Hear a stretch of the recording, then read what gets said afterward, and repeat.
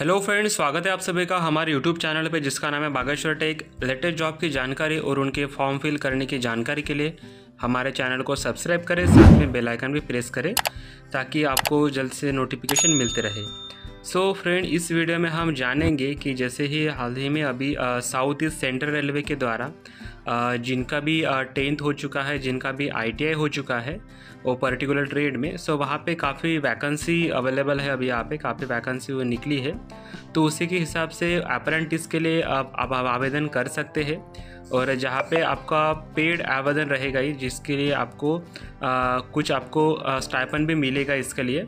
तो इसका फॉर्म किस तरह से फिल करना है और क्या क्या यहाँ पे आपको डॉक्यूमेंट्स लगेंगे, किस तरह से आवेदन करना है, इसकी सारी जानकारी हम इस वीडियो में देखेंगे। तो जैसे आप देख सकते हैं कि हमारे सामने जो ओपन हो चुका है वो ऑफिशियल वेबसाइट है, जैसे कि साउथ ईस्ट सेंट्रल रेलवे का। तो ईस्ट एग्जैक्टली इस वीडियो में और इस वेबसाइट में जैसे आप देख सकते हैं कि यहाँ पे सारी जानकारी जो है यहाँ पे मेंशन किया है, जैसे कि अबाउट अस, पैसेंजर के बारे में, जो कि फ्रेट सर्विसेज रहते हैं उसके बारे में। तो यहाँ पे पूरी जानकारी आपको मिल जाएंगी। तो डिस्क्रिप्शन में लिंक दिया है बागेश्वर टेक जॉब्स का, तो वहाँ पे आसान तरीके से मैंने आपको यहाँ पे एक्सप्लेन किया है। तो जैसे आप डिस्क्रिप्शन लिंक पे क्लिक करोगे तो आपके सामने इस तरह का इंटरफेस ओपन हो जाएगा। तो इसमें जैसे आप नीचे स्क्रॉल करोगे तो जैसे यहाँ पे देखेंगे कि एडवर्टाइजमेंट डिटेल्स, तो जैसे ही अभी ये एडवर्टाइज निकला है अभी, तो यहाँ पे देख सकते हैं आप एडवर्टाइजमेंट डिटेल्स में। और उसके बाद जैसे यहाँ पे टोटल पोस्ट की अगर बात करें, हम टोटल वैकेंसी की अगर बात करें तो यहाँ पे 1113 यहाँ पे वैकेंसी जारी किया है उन्होंने। और अलग अलग ट्रेड है, हम ट्रेड के बारे में भी जानेंगे आगे। तो उसके बाद नेम ऑफ द पोस्ट, जैसे कि ट्रेड अप्रेंटिस, जो भी आपका ट्रेड होता है, जैसे कि वेल्डर, फिटर, मैकेनिकल, सो इस तरह का जो ट्रेड होता है उसके हिसाब से वहाँ पे वैकेंसी अवेलेबल है। और अगर आप आवेदन करते हैं, आपका अगर वहाँ पे नंबर लगता है तो काफ़ी अच्छा आपको स्टाइपेंड भी मिल सकता है आपको वहाँ पे। उसके बाद एग्जैक्टली क्वालिफिकेशन क्या लगेगा, तो जैसे मैंने बताया कि आपको कि जैसे आपका 10th एग्जामिनेशन पास होना चाहिए, जो कि अंडर आता है 10+2 सिस्टम के, ठीक है। यानी वो आप उसमें आपको मिनिमम 50% आपको मार्क्स होने चाहिए। और यहाँ पे साथ में जैसे आपने ITI कंप्लीट होना चाहिए, जो कि रिकॉग्नाइज ट्रेड होता है और वो जो रिकॉग्नाइज इंस्टीट्यूशन से, ठीक है, जो इंस्टीट्यूशन रहेंगे आपने ITI के, उसको सरकार मान्यता रहनी चाहिए। उसके बाद हम बात करेंगे एज क्राइटेरिया कि आपका एज कितना होना चाहिए, एज एलिजिबिलिटी क्या है। तो जैसे कि 15 to 24 तक आपका एज क्राइटेरिया रहना चाहिए। और इन केस अगर आपका एज ज़्यादा है, तो इन केस अगर आप SC ST कैंडिडेट है तो आपको 5 ईयर तक एज रिलैक्सेशन मिल जाता है। और इन केस अगर आप OBC कैंडिडेट है तो आपको 3 ईयर तक एज रिलैक्सेशन मिल जाता है अगर आपकी एज ज़्यादा है तो। और बात करेंगे जॉब लोकेशन की, तो आपका जो अप्रेंटिस रहेगा वो आपके कहाँ पे रहेगा। तो जैसे कि यहाँ पे मेंशन किया उन्होंने कि जो रायपुर डिवीज़न है वहाँ पे वैकेंसी अवेलेबल है, तो वहाँ पे आपका जॉब रहेगा। और बेस्ट थिंग इज़ दैट कि यहाँ पे आपको कोई भी एप्लीकेशन की जो फ़ीस रहती है वो फ़ीस देने की ज़रूरत नहीं है, ये पूरा फीस है, तो इसके लिए कोई भी चार्जेस नहीं है। तो अगर आप नीचे देखेंगे तो अगर आप वहाँ पे ऑफिशियल वेबसाइट के बारे में चेक करेंगे, व्यू पे अगर क्लिक करते हैं तो ऑफिशियल वेबसाइट आपके सामने ओपन हो जाएंगी। उसके बाद अगर नोटिफिकेशन पे अगर क्लिक करोगे आप, तो ये ऑफिशियल नोटिफिकेशन है, जैसे मैंने बताया कि उसी के हिसाब से मैंने यहाँ पे एक्सप्लेन किया है आपको कि ऑफिशियल नोटिफिकेशन में क्या एग्जैक्टली मेंशन किया है। तो जैसे हम यहाँ पे नीचे अगर स्क्रॉल करेंगे, नीचे स्क्रॉल करने के बाद यहाँ पे DRM ऑफिस रायपुर डिवीज़न के द्वारा जो वैकेंसी निकली है उस वैकेंसी के हिसाब से, जैसे यहाँ पे ट्रेड देख सकते हैं आप, welder, gas and electrical, Turner, fitter, electrician, stenographer भी है। उसके बाद कंप्यूटराइज ऑपरेशन भी है। उसके बाद health and sanitary inspector, mechanics, mechanical diesel, mechanic, refrigerator, air conditioner, ऐसे काफ़ी सारे ट्रेड है। तो उसके हिसाब से कैटेगरी हिसाब से यहाँ पे जैसे कि unreserved category, EWS category, OBC, SC ST category, तो उसके हिसाब से भी यहाँ पे वैकेंसी उन्होंने मेंशन किया है। तो जब भी आप फॉर्म फिल करोगे तो उसी के हिसाब से आप फॉर्म फिल करोगे कि आपका वैकेंसी कितना है। जैसे अगर आपका OBC कास्ट है तो उसके हिसाब से अगर आप फर्स्ट वेल्डर में अगर देखते हो तो वहाँ पे टोटल 45 वैकेंसी है, तो उसी के हिसाब से आपको यहाँ पे फॉर्म फिल करना है। साथ ही में अगर हम नीचे स्क्रॉल करेंगे तो जैसे यहाँ पे वैगन रिपेयर शॉप रायपुर, तो इसमें भी वैकेंसी अवेलेबल है, जैसे कि fitter, welder, mechanic, Turner, electrician, computer operator, उसके बाद भी स्टेनोग्राफर, इंग्लिश हिंदी दोनों। तो इनके से अगर आप स्टेनोग्राफर भी हो चुका है आपका, तो उससे रिलेटेड भी आपका यहाँ पे वैकेंसी है। सेम उसी प्रकार यहाँ पे कैटेगरी वाइज भी यहाँ पे उन्होंने मेंशन किया है।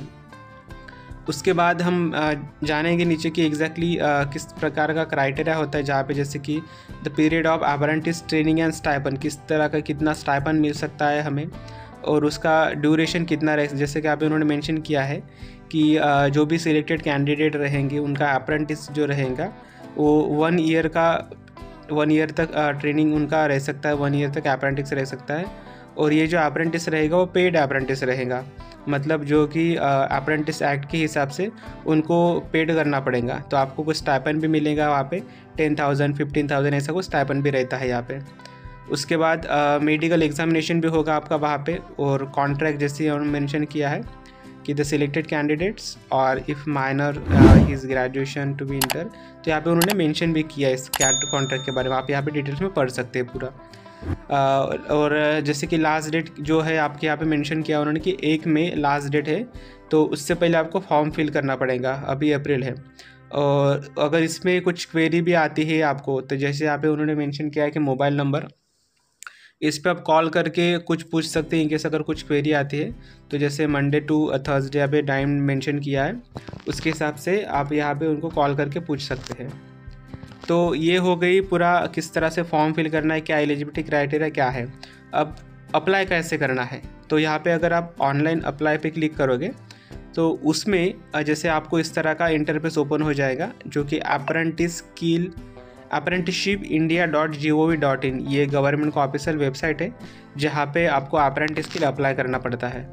तो ये वेबसाइट का लिंक भी यहाँ पे मेंशन है। जैसे आप बागेश्वर टेक जॉब में जाओगे, अप्लाई नाउ पे क्लिक करोगे तो आपके सामने ओपन हो जाएगा, या फिर मैं डिस्क्रिप्शन में डाल देता हूँ।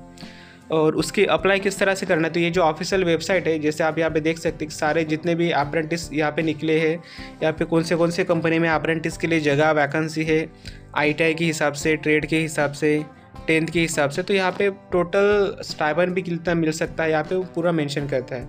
अप्लाई किस तरह से करने का वो भी यहाँ पे मेंशन किया है।